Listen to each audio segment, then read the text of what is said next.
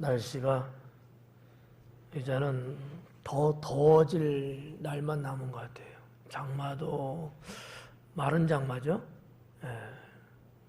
비가 그렇게 많이 내린 데는 물론 국지적으로 내렸지만 보편적으로 그러지 않은 것 같고, 이번 주 중에도 한 32도까지는 적어도 올라가는 것 같아요. 체감 온도는 훨씬 더 될 텐데, 건강을 잘 지킬 수 있도록 하는 게 중요합니다. 사실 그 옥상 슬라브를 작년에 공사를 해서 그나마 한 2, 3도 정도 지금 온도가 좀 떨어진 거예요. 왜냐하면 슬라브가 달궈지는 것을 1차적으로 막아놨기 때문에. 그런데도 지금 저 2층이 덥다고 하니까 다음부터는 에어컨을 좀 더 일찍, 오늘도 한 7시 한 20분? 아니 9시 한 20분? 그 정도 틀었거든요. 근데도 지금 더워하는 거 보니까 좀 더 일찍 틀어야 될 것 같아요. 우리 서로 인사 나눌 때 행복한 삶 되십시오라고 인사하겠습니다.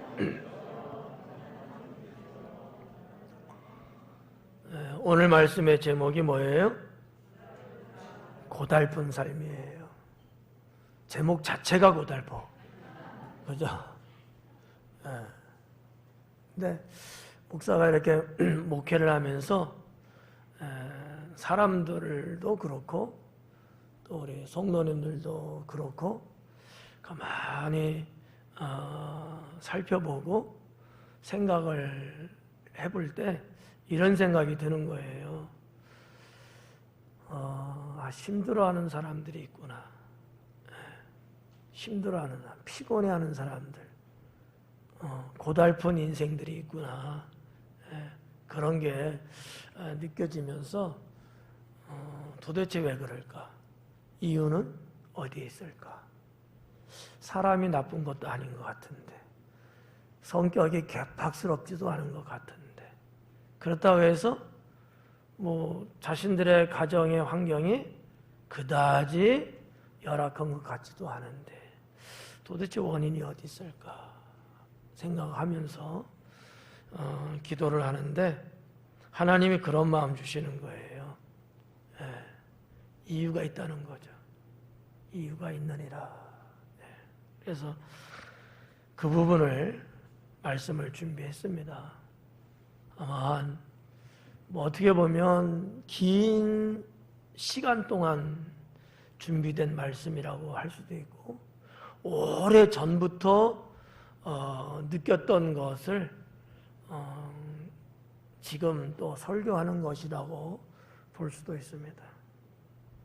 여러분들이 오늘 말씀 들으면서 해당 안 되는 사람도 있을 수 있고요. 해당되는 사람도 있을 수 있어요. 근데 해당 안 되면 참 좋지.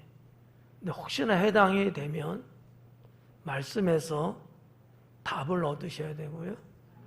그 말씀이 나의 피곤함을 덜어줄 수 있는 은혜라고 믿을 수 있기 바랍니다.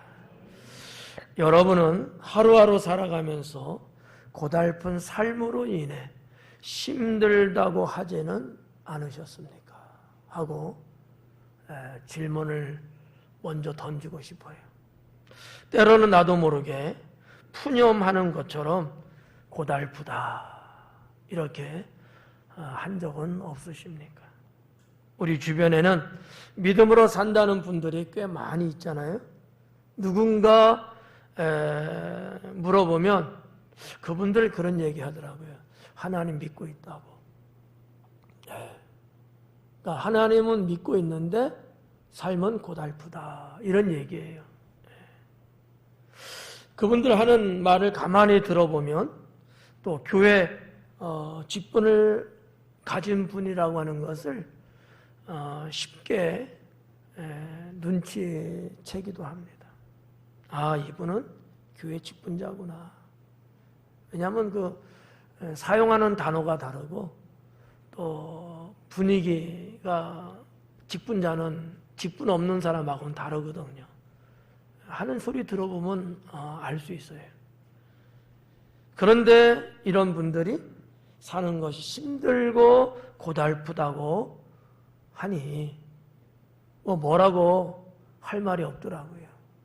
우리가 일반적으로 보면 하나님 믿는 사람, 또 교회 또 생활을 나름대로 한다고 하는 사람, 교회 직분이 있어서 직분이 있으면은 아무리 못돼도 적어도 나름대로의 봉사도 한다든지 열심을 낼 거 아니겠어요?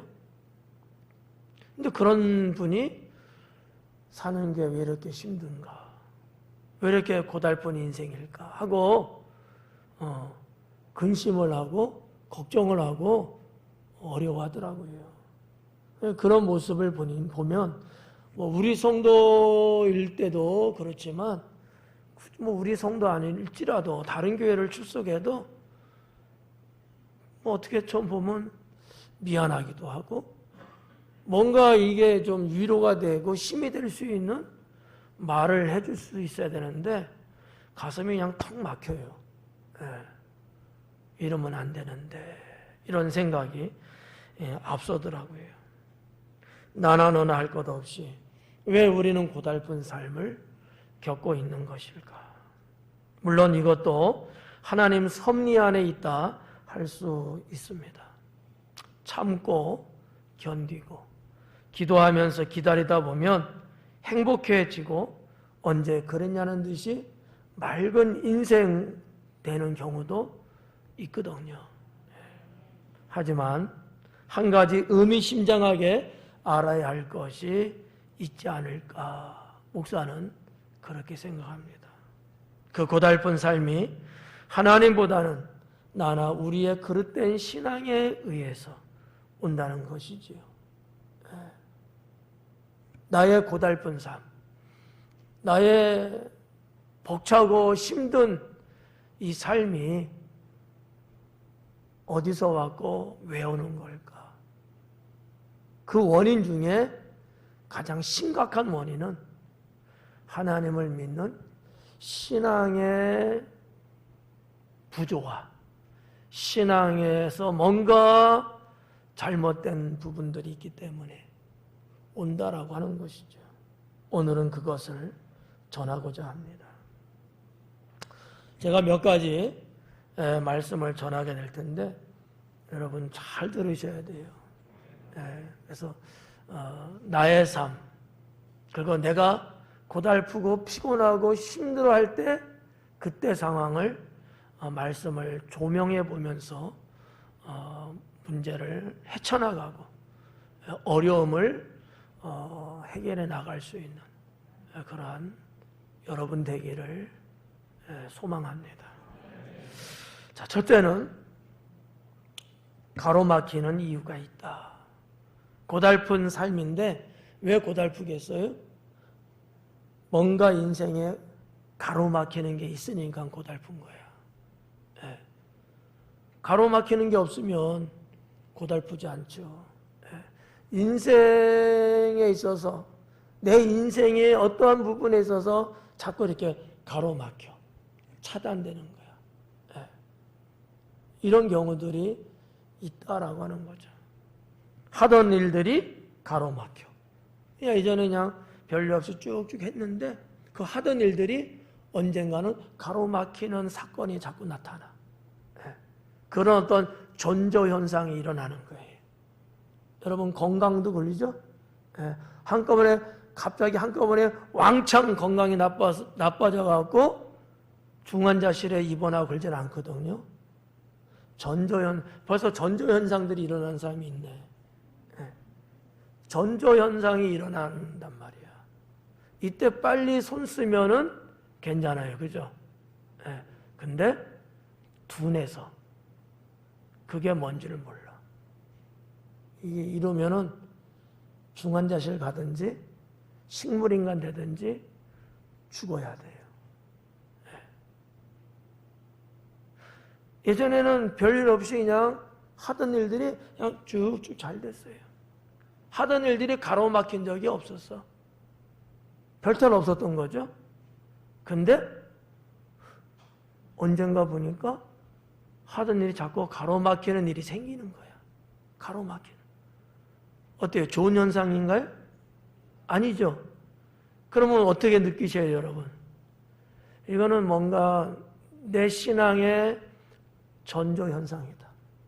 이거를 알아야 돼.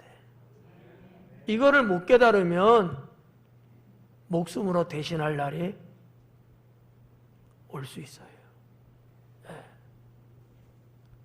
그때라도 바로 깨닫고 이거 왜 그러지? 왜 이런 일이 생길까? 나한테 뭔가 문제 있나? 하며 뭐 때문일지라고 주님 앞에 무릎 꿇고 기도하며 신앙의 머리를 조아리면 이 전조현상 일어나는 근본적인 문제를 해결할 수 있고, 그러면 고달픈 인생은 사라지는 거예요. 그걸 못하면 고달픈 인생 사는 거야, 계속해서. 그러니까 어떤 분은 참 안타까운 게 뭐냐면 고달픈 인생이 왔는데 계속 그 고달픈 인생을 끌고 가고 있어. 이런 사람이 있더라고요. 여러분은 아니겠죠? 여러분도 그러세요? 그럼 계속 그러세요? 이게 좋은 거예요, 나쁜 거예요? 나쁜 거죠. 고달픈 인생이 왔을 때 딱 눈치채고 알아차려갖고 요걸 해결하려고 뭔가 움직여야 되는데 아니야. 계속 끌고 가는 거야. 그냥 한 번, 두 번이 아니고 여러 번 계속 지속적으로 가는 거야. 그냥 계속 고달픈 거야. 계속 고달퍼. 피곤해. 왜 피곤한지를 알아야 되는데 그냥 피곤해. 그래도 또 피곤해. 피곤해도 좋다는 거야. 계속 피곤해. 고달픈 인생이 끝나지가 않아요. 이런 분들은 위험 신호가 깜빡깜빡 오는 거야. 위험 신호가. 이거는 어떻게 말하면 누구도 어떻게 할 수가 없어. 여러분, 우리가 건강이라든지 의학이라든지 뭐 이런 등등의 말하고 연결시켜서 볼 때에 이미 응급이 돼갖고 구급차 실려가고 중환자실에 들어가서 산소 마스크 쓰고 어쩌고 이렇게 되면 50%는 죽은 인생이에요. 장담할 수 없는 거야. 그러니까 의사 선생님들은 뭐라 그래요? 아유, 걱정 없어 이래요? 중환자실에 들어갈 정도면 50대 50입니다. 심하면 마음의 준비를 하셔야 될 것 같습니다. 이런 얘기들 하잖아요. 어때요? 여러분 거기까지 가고 싶으셔요? 한 번도 가보지 않은 경험 한번 해보고 싶어요? 에? 아니죠? 예. 근데 우리가 살다 보면 하나님을 믿고 신앙으로 산다고 하면서도 고달픈 삶이 올 때가 있을까 없을까? 있단 말이에요. 있어요, 누구나 다. 근데 어떤 사람은 그럴 때 왜 그럴까 하고 그 부분을 한번 올스톱시키고 나를 돌아보는 거고, 미련한 사람은 그걸 눈치를 못 채는 거예요. 그 어떤 것들을 제가 지금 예시해 드리는 거예요. 인생이 뭔가 가로막히는 경우들. 내가 쭉 지난 날부터 쭉 해왔던 것들인데 문제 없었는데 그것이 하던 일들이 뭔가 브레이크가 자꾸 걸리고 차단되는 어떤 현상이 나타나는 일들. 예전에는 잘 되던 것들인데 내가 누구보다도 자신 있게 뭔가 됐던 것들인데 이제는 버벅거릴 때가 자꾸 생기는 거예요. 이렇게 가로막히는 이유가 있다라는 거지. 첫째는 그 이유가 뭘까? 교만하면 가로막힘이 생깁니다. 교만하면. 이거는 성경에서 말씀하고 있는 거예요. 가로막히는 이유 중에 문제 중에 문제가 뭐냐? 교만해지면. 여러분은 어때요? 뭐 교만하지 않으니까 이 문제는 뭐 문제 없겠죠? 교만도 가끔씩 하시죠? 교만해지면 가로막히는 현상들이 하나씩 나오기 시작합니다. 근데 하나둘 나올 때 교만을 버리고 겸손으로 돌아가면 거기서 끝나버리는데 상황이. 근데 계속해서 교만 떨고 있는 거야. 계속해서 하나님 앞에 교만한 거야. 그러면 하나둘 나타나는 증상들이 아니고 이제는 다발적으로 막 나타나기 시작하는 거지. 네. 성경에 보면 히스기야 왕 나오잖아요. 히스기야 왕이 여러분 얼마나 정말 잘 나갔냐고요. 하나님을 얼마나 잘 믿었냐고요. 정말 역대 왕들 중에 이 손가락에 곱을 정도로 참 좋은 왕. 하나님께서도 훌륭하게 보시고 축복하는 그러한 왕이었단 말이에요. 나 개인이 하나님을 믿는 건 말할 것도 없고 이스라엘의 부패하고 타락한 것들을 청산하고 신앙을 개혁시켜 나간 왕이란 말이에요. 이 정도면 대단한 것 아니겠어요? 선대 왕들이 우상을 섬기고 하나님을 업신여기고 개판으로 나라를 다스려 나갈 때에 히스기야는 그 모든 것을 정상으로 다 돌려버렸거든요. 이 정도면 뭐 잘 나가는 거잖아요. 하나님이 함께 하시고 하나님이 축복하시고 하나님이 형통하게 하시고 잘 나가는 거예요. 네. 그런데 어느 날부터 그는 병이 걸려서 시름시름 죽어가고 있는 상황이 되는 거예요.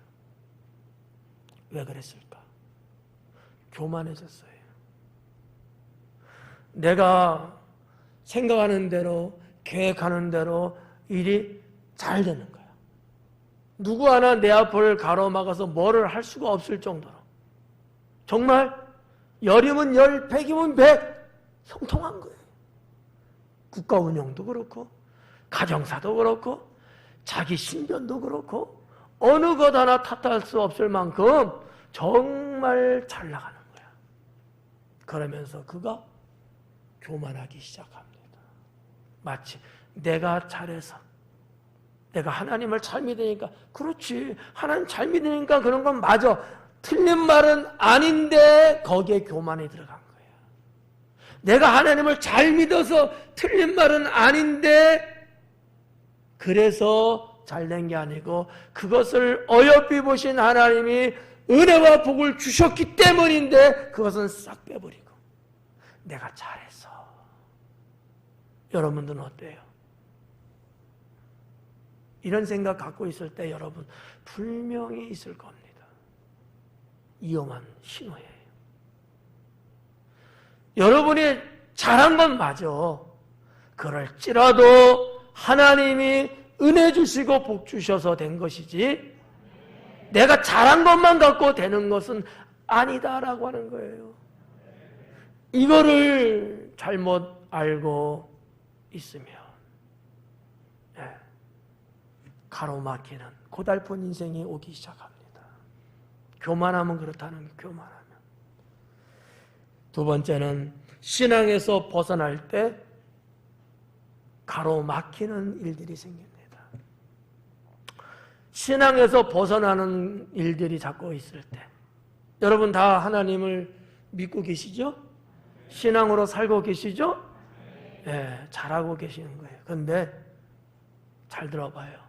내가 하나님을 믿고 신앙 안에 있는 것까지는 맞는데 그럼에도 불구하고 신앙에서 벗어나는 일들을 내가 살고 있는 경우들이 있어.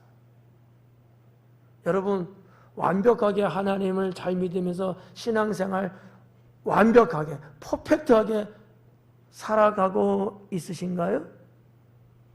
그러지는 않을 거야. 때로는 때로는 신앙 안에 있으면서 주님 안에 있으면서도 신앙에서 벗어나려고 하는 것들이 있을까 없을까? 안 쳐다볼게. 마음 편하게 이야기하세요. 있을까요 없을까요? 그게 여러분 인생을 고달프게 만들 수 있다라는 거지.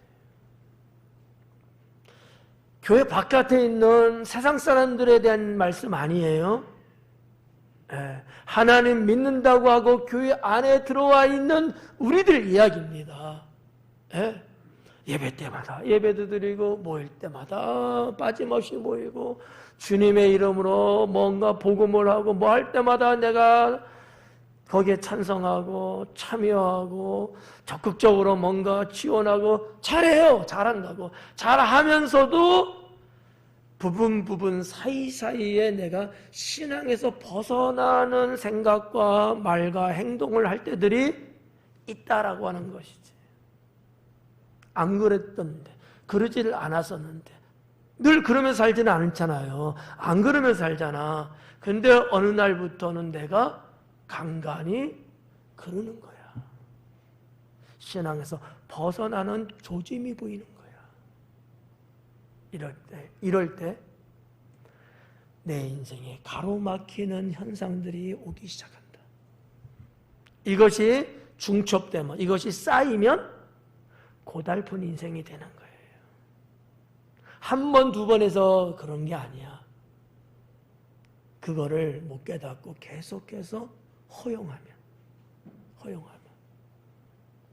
성경에 보면 홈리와 비느하스가 나옵니다. 엘리 제사장의 두 아들이죠. 지금으로 말하면 목사님의 아들들입니다. 이 두 아들이 사는데 전혀 문제 없어요. 걱정거리가 없어요, 사실은. 어떻게 보면 오늘날의 목사님들 그 가정보다 그 옛날 제사장의 가정이 훨씬 더 뭐라 할까? 누군가 브레이크를 건다든지 와서 들이받는 일은 없어요. 그때는 제사장이면 거의 하나님 다음 가는 정도로 거의 절대적인 존재잖아요. 홈리와 비느하스. 근데 이 두 아들은 말이죠. 하나님을 안 믿는 건 아니야. 제사장의 아들인데 안 믿겠어요? 제사를 안 드리는 것도 아닐 거야. 그렇지만 그들은 엉뚱한 짓을 자꾸 해요. 그 당시 내용으로 보면 하나님께 제사를 드리는데 하나님께 드려지는 제사를 방해하고 하나님께 드려진 건데 자기가 가지려고 하고 그 재물을 먹으려고 하고 이러는 거야. 심각한 건 어느 정도냐면요. 제사장의 아들인데 요즘 말로 말하면 막 성추행을 하는 거야. 백성들에 대해서 성폭력을 하는 거야. 그래서 엘리 제사장이 그런 이야기를 들을 거 아니에요. 이제 백성들이 하는 얘기를 들어서 알아. 그래서 권면해. 그러면 안 된다고. 근데 아버지 제사장의 말도 안 들어. 이런 식인 거지. 어때요? 신앙에서 벗어나고 온 거야. 신앙에서 벗어나는 거야. 이건 제가 지금 성경에서 한 예만 드린 거예요. 우리 삶 속에서도 여러분 잘 생각하셔야 돼. 여러분이 하나님 믿으면서도 주님의 일을 하면서도 신앙에서 벗어나는 쪽으로 자꾸 기웃거리고 발을 드러냈다 냈다 이런 식으로 하면 고달픈 인생이 오기 시작합니다. 이해가요? 무슨 말인지? 네. 두 번째는 문제가 생기는 이유가 있습니다.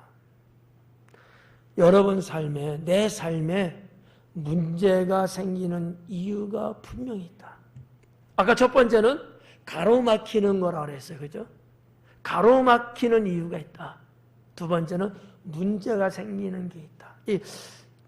그게 그거 아니에요, 목사님? 이렇게 혹시 여러분 이제 생각하는 분도 있을 것 같은데, 그렇게 볼 수도 있고, 좀 더 정교하게 말하면, 가로막힌다는 얘기는, 기존에 어떠한 것들이 있다고 하는 것을 전제하에 말씀드린 거고, 문제가 있다는 얘기는 전혀 그런 것이 없었는데 생겨버리는 거예요, 그냥. 그런 개념에서 문제가 발생한다는 거지. 내 삶에 문제가 발생하는 이유가 있다. 가로막히는 것은 뭔가 내가 하고 있는 거야. 뭔가 하고 있는 것에 대한 거고, 지금은 그런 건 아닌데 새로운 어떤 돌발적인 사건이 터져버리는 거예요. 이런 차원이 다른 내용이에요. 문제가 생기는 이유, 내 삶에 문제가 생기는 이유. 아무 문제 없이 살아왔는데 언젠가는 자꾸 문제가 생기는 거야. 예측하지 않았고 전혀 예상도 못했고 그럴 거라고는 한 번도 내가 여겨보지도 않았는데 문제가 자꾸 생기는 거야. 문제가. 어떤 거예요? 갑자기 급작스러운 막 일이 터지는 거야. 그런 게 문제예요. 문제가 없었어. 근데 그게 막 생긴 거야. 어느 날 막 갑자기 막 하늘에서 번개 치듯이 우박이 막 떨어져 갖고 모든 것들을 파괴시키듯이 막 그런 거 있잖아요. 여러분들도 뉴스를 들어서 알겠습니다만 지금 유럽에는 지금 이상 기온 때문에 그죠? 비가 몇백 미리가 갑자기 막 내리고 제가 어저께만도 사망자가 150명 이상 아마 몇백 명의 사망자가 홍수 때문에 독일 할까 유럽 거의 전체가 저 북쪽의 벨기에도 물에 다 잠기고 막 사망자가 속출하고 독일은 말할 것도 없어요. 전 지역에 다 물 받아요. 이런 식으로 문제가 생겨요. 이게 갑작스러운 거잖아요. 이거 예견했을까요? 이거 예측했어요? 아니면 어느 정도 물이 어느 정도 발목까지는 차 있는 상태에서 비가 도운 거예요? 이런 게 아니야. 가로막혔다는 건 그런 개념인데 이건 그게 아니야. 하늘이 그냥 화창하고 별일 없었어. 노아 시대 때처럼 말이에요.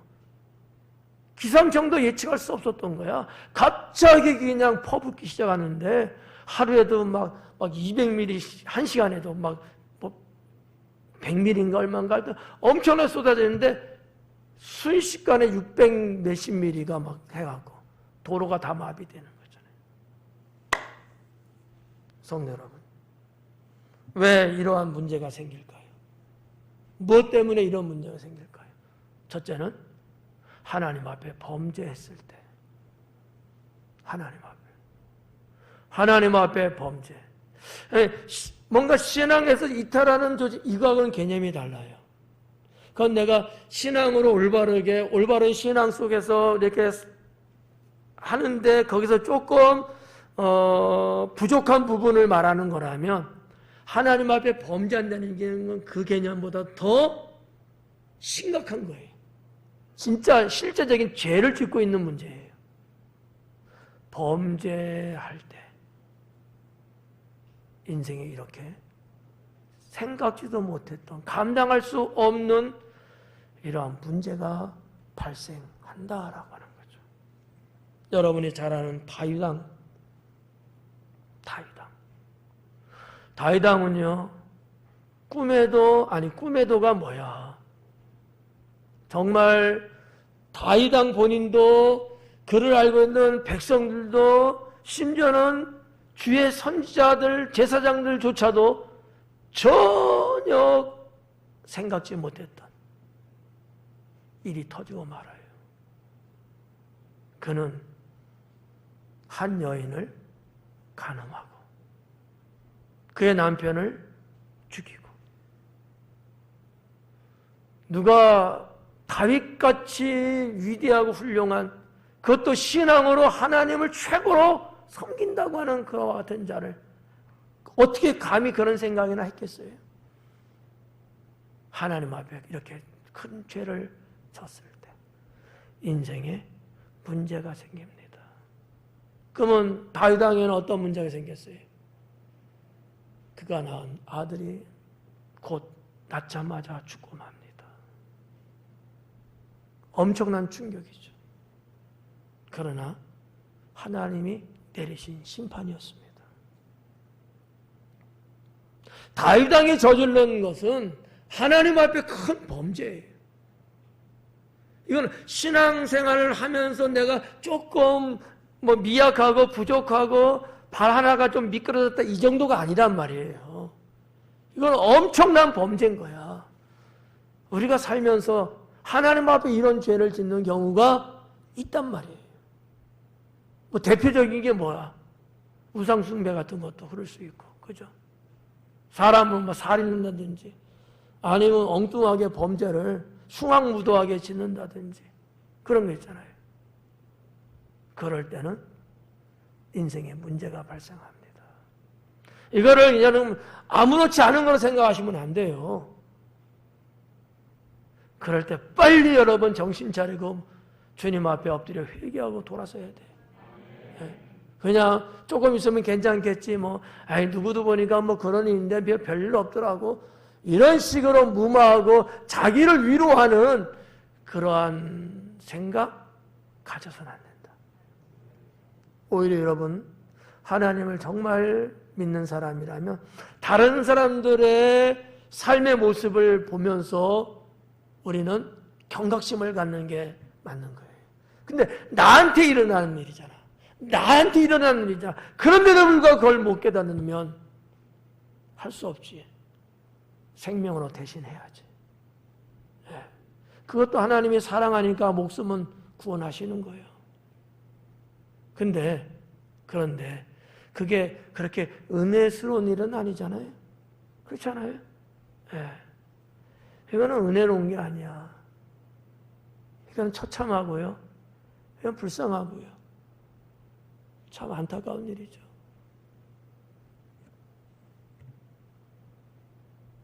두 번째는 하나님이 아닌 사람을 선택했을 때 인생에 문제가 발생합니다.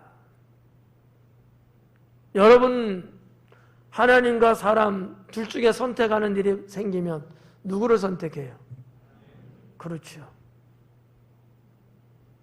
하나님이라고 말 못하는 사람도 당연히 있겠죠? 조심하셔야 돼요. 내가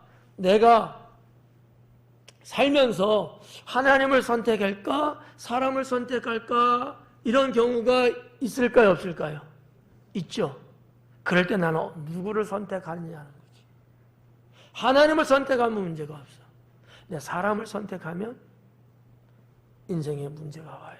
그 문제 때문에 고달픈 인생이 되는 거야. 고단한 인생길. 그 찬양 잘 나왔어. 근데 그 찬양 맨날 부르면 뭐해? 부르기만 하면 뭐하냐고. 그 가사 속에서 깨달음이 있어야지. 고단한 인생이 되지 않도록 내가 살아야지. 그렇잖아요? 오늘 여러분께 전하는 내용, 이것은 100가지 중에 한두 가지일 뿐이야. 하나님을 선택해야 되는 우리인데 하나님을 선택하지 않고 사람을 선택하게 될 때에 인생에 문제가 발생한다. 근데 사람들은 그걸 잘 못 깨달아요. 둔하여서. 영적으로 민감하지 못하니까 몰라 잘. 그리고 쭉 가는 거야. 어느 시점에 가갖고는 빵 터지겠지. 그때는 호들갑 떨겠지. 그때는 어떻게 이럴 거 아니에요. 늦었어요. 늦은 거예요. 수습을 해도 30% 50%는 손실이 분명히 발생합니다. 인생의 문제가 하나님을 선택하면 없는데 사람을 선택하는가? 하나님은 뒷전이고 내가 사람을 선택하는 거야. 하나님을 만나는 걸 선택해야 되는데 내가 사람을 만나는 걸 선택하는 거야. 하나님께 나오는 거, 하나님의 말씀, 하나님의 복음을 선택해야 되는데 그러지 않고 사람의 말과 사람의 생각과 사람의 방법을 선택하고 사람들이 좋아서 사람 있는 곳에 내가 가려고 선택하고 여기 문제가 발생하지 않는다면 하나님은 죽었든지 안 계신 거예요. 혹독하게 표현하면 하나님은요 오히려 그런 일이 있을 때 미세하게나마 조그맣게나마 나에게 사인을 주시고 나의 영혼을 뭔가 좋게 해주시는 것이 그게 오히려 은혜요 축복인 거지. 깨닫게 해서 나를 살려주시는 것이 그게 복된 것 아니겠어요?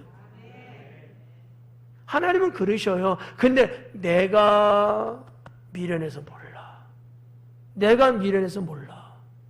예. 성도 여러분 잘 생각하셔야 돼요. 하나님을 선택할 건가 사람을 선택할 건가? 내가 신앙을 선택할 건가 세상을 선택할 건가? 교회를 선택할 건가? 교회 바깥을 내가 선택할 건가? 내가 주님을 위해서 고난받는 것을 선택할 것인가? 아니면 세상에서 부귀영화 누리는 것을 선택할 것인가? 잘 생각하셔야 돼요. 네. 이거는 단순하게 상급을 받고 못 받고의 문제가 아니라는 거예요. 고달픈 인생을 내가 사느냐 안 사느냐의 문제가 될 수 있어요. 저는 다른 분들은 뭐 잘 모른다 할지라도 적어도 우리 성도들의 삶은 어느 정도 제가 파악하고 있고 알고 있고 계속해서 제가 그 부분들을 주시하고 있지 않겠어요? 예. 저한테 이야기를 안 하셔서 제가 모를 것 같지만 알면서도 그냥 있는 거예요. 네. 이스라엘 백성들은 그 옛날 하나님을 버리고 사람을 선택했습니다. 어느 시대 왕을 세워달라고 할 그때에 지금까지도 하나님이 이스라엘의 왕으로서 이스라엘과 함께하고 이스라엘 백성들을 하나님께서 직접적으로 관여하시고 은혜와 복을 주시며 쭉 왔잖아요. 근데 이스라엘 백성들은 뭐라 그래요? 하나님을 선택 안 하고 우리에게 왕을 세워주세요. 하나님은 싫어요. 사람을 선택하더라고. 그때부터 이스라엘은 하얀 길에 들어가기 시작합니다. 죄악을 벗삼아 살아가고 있고 자유가 빼앗기고 억압의 삶을 살기 시작합니다. 왕이라는 사람이 등장을 해갖고 자기들을 쪼아대기 시작합니다. 전에는 그런 일 없었어요. 하나님이 이끌어 가시고 때때마다 하나님께서 은혜를 주셨어요. 사람을 선택한 다음부터는 사람들이 자기를 장악하기 시작합니다. 마지막 세 번째로 환난을 당하는 이유가 있습니다. 환난을 당하는 이유. 여러분 인생에 환난 당하면 돼야 안 돼요? 안 되잖아. 근데 당할 때가 있단 말이에요. 지금까지 형통하게 살아왔는데 정말 탈 없이 무탈하게 살았는데 언젠가 그게 사라지기 시작하는 거예요. 지난날까지는 내가 나름대로 그래도 행복하다고 말했는데 나는 행복하다고 누구한테든 내가 자신 있게 이야기를 했었는데 어느 순간부터는 행복이라는 단어가 머릿속에서 지워지기 시작합니다. 사람들이 물으면 예전에는 나 행복해 라고 말했는데 이제는 양심상 행복하다는 말을 못하기 시작합니다. 그러면서 그 다음에는 무슨 순서가 오는 거예요? 나 행복하지 않아. 나 불행해. 이렇게 살아야 되는 거야? 이런 게 오는 거야. 인생의 환난이 오는 이유가 있어요. 네. 들어보실래요? 첫째는 불순종할 때, 하나님께 불순종할 때, 주의 종에게 불순종할 때. 불순종이라는 게 무서운 죄입니다. 여러분 너무나 잘 아는 말씀이잖아요. 예. 우리는 다 하나님 믿는 하나님의 자녀들이잖아요. 그러니까 우리는 하나님 말씀에 순종하며 사는 것이 기본이고, 뭐 이게 대단한 게 아니에요. 그건 당연한 거예요. 기본이야 기본 그냥. 예. 뭐 우리나라 말 이런 말 있잖아. 누워서 떡 먹기, 식은 죽 먹기 이런 말 있잖아. 그냥 그 정도밖에 안 되는 거예요. 순종했다, 내가 다 대단하다, 잘했지. 그런 거 아니야. 그건 당연한 거야. 그런데 불순종하면 인생에 환란이 오기 시작합니다. 여러분 똑똑하잖아. 잘 살펴보세요. 내가 하나님께 불순종한 적은 없는지. 네. 여러분 사울왕을 소개한다면 그는 청년 때 왕으로 부름받으니까 정말 거기에서 이스라엘이라는 나라 안에서는 하나님이 선택할 만큼 잘 믿었어요. 정말. 근데 그에게 무슨 일이 와요? 환란이 와. 왕이 돼갖고 이런저런 귀신도 막 들리는 경우도 생기고, 적국으로부터 블레셋하고 계속해서 블레셋이 공격하고 블레셋이 괴롭히고 자꾸 침범하면서 말이지, 도대체 이게 나라를 다스릴 수 없을 만큼 너무너무 환란이 많은 거야. 왜 그럴까? 왜 그럴까? 하나님보다 자기가 우상이 되고 하나님 말씀이 이렇게 주어지면 지금까지는 그 말씀에 뭐가 되든지 간에 내가 순종하며 해왔는데 불순종하기 시작합니다. 한 번 불순종하고 두 번 불순종하고, 내가 하나님 앞에 내가 살아있는 거야. 내가 주인이고 내가 최고인 거야. 그러면서 불순종하기 시작합니다. 내 생각이 맞아. 내 경험이 우선이고. 하나님 말씀은 점점 사라지는 거야. 불순종. 결국은 어떻게 됩니까? 환란의 연속이 오다가 결국은 블레셋과의 전쟁에서 사울 왕은 전사하고 사랑하는 아들 요나단도 전사하고 그의 집안, 그의 가문은 풍지박산납니다. 왜 이런 환란이 왔을까요? 불순종입니다.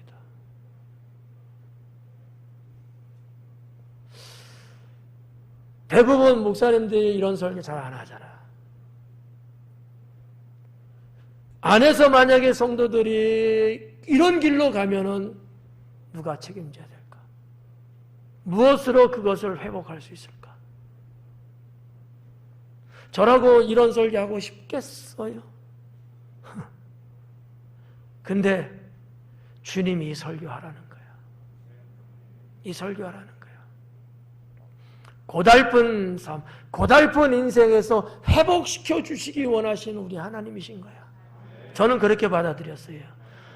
우리 하나님이 우리 성도들 중에 고달픈 인생을 살아가는 사람이 있어서 그를 회복시켜 주시려고 하는구나 라는 거를 강하게 느끼면서 정말 감사한 마음으로 설교를 준비를 했어. 제가 아침에 올라오기 전에 넥타이를 맬 때 처음에 넥타이를 회색 계통의 넥타이를 맸었어요. 줄무늬 좀 있는 회색 바탕에. 왜? 고달픈 인생을 표현하는 거거든.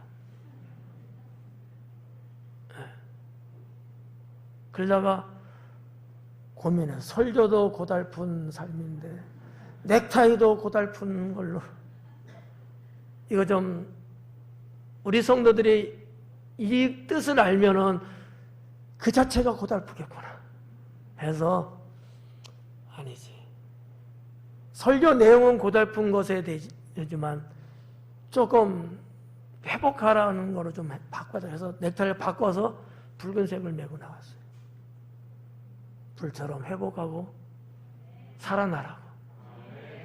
네.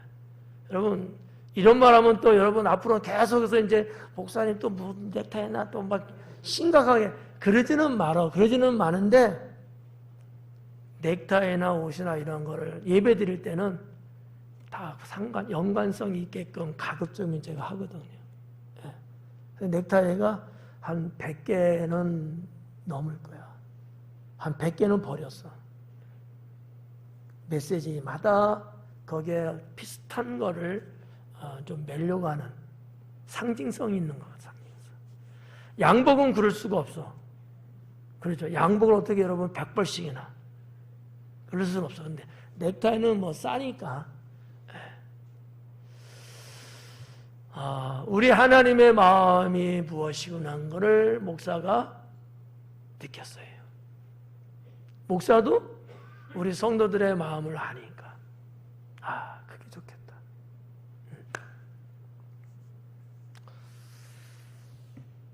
환난을 당하는 이유 두 번째는 하나님을 대적할 때 인생에 환난이 옵니다. 하나님을 대적할 때. 여러분은 하나님을 대적하는 일이 요즘 말로 1도 없다고 생각하시잖아요. 그죠? 근데 있어. 대적이 뭔지를 몰라서 모르는 것일 수 있고, 대적을 하고도 내가 대적 안 했다고 착각하고 있는 경우도 있고, 물론 대적하지 않고 사는 사람들도 있어요. 다 섞였을 텐데. 아무튼 인생에 환난이 오는 이유 중에 하나가 뭘까? 내가 하나님을 대적하면 환난이 옵니다. 이거는 내가 뭐 좀 신앙생활 좀 못한다든지 이런 거하고는 차원이 다른 거야. 내가 하나님을 부딪히는 거야. 내가 하나님 앞에 하나님께 내가 싸우는 거야. 이건 불순종하고도 또 달라. 하나님이 싫어하는 것을 자꾸 하는 거야. 하나님이 하지 말라는 걸 자꾸 고집부리는 거야. 하나님이 이렇게 하라는 것을 안 하는 거야. 이건 대적하는 거야. 하나님이 여러분에게 직접적으로 말씀하시고 그런 경우도 있겠지만은 대부분 아니죠. 누구를 통해서 하나님 말씀하실까요? 목사를 통해서 말씀하시겠죠. 여러분, 목사를 통해서 하나님이 말씀하는데 그 말씀하시는 통로, 매체가 뭘까? 설교겠죠. 그럼 여러분들은 주의 설교를 들으면서 하나님하고 부딪히는, 하나님을 대적하는, 하나님을 심각하게는 막 공격해대는 듯한 이런 부분들은 있으면 안 되겠죠. 근데 그럴 때에 인생의 환난은 옵니다. 근데 문제는 이 환난은 본인만 올 수도 있지만 가족이 같이 올 수 있습니다. 집안으로 올 수 있습니다. 네. 하나님을 대적하게 되면 그렇다라는 거죠.